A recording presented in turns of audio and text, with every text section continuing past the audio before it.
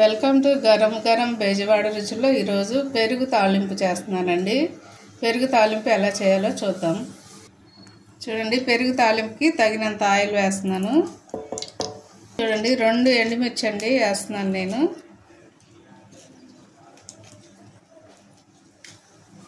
కొంచెం తాలింపు దినుసులు వేస్తున్నానండి, కొంచెం కొంచెం వేసుకోండి.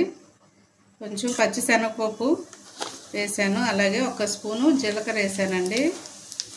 ఆవాలు మాత్రం కొంచెం తక్కువగా వేసుకోండి, ఎందుకంటే కొంచెం చేదుగా ఉంటాయి కదా.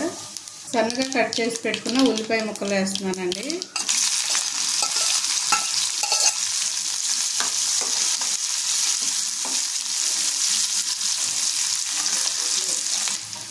కొంచెం కరివేపాకు వేస్తున్నానండి.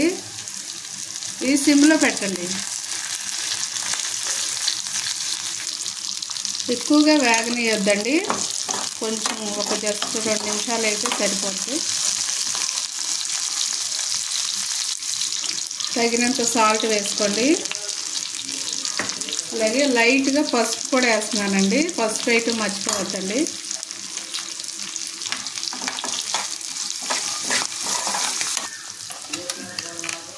నేను పెరుగు ఉండలు లేకుండా బాగా కలపండి, బాగా జ్యూస్లా కలిపేసేయండి.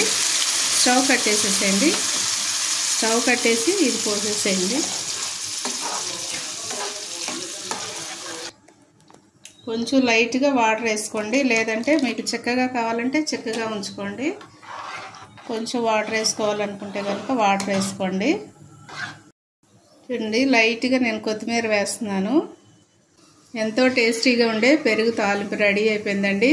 ఇది రైస్లోకి చాలా సూపర్గా ఉంటుంది. తప్పకుండా ట్రై చేయండి. మా ఛానల్లో మర్చిపోవద్దు, గరం గరం బెజవాడ రుచులు.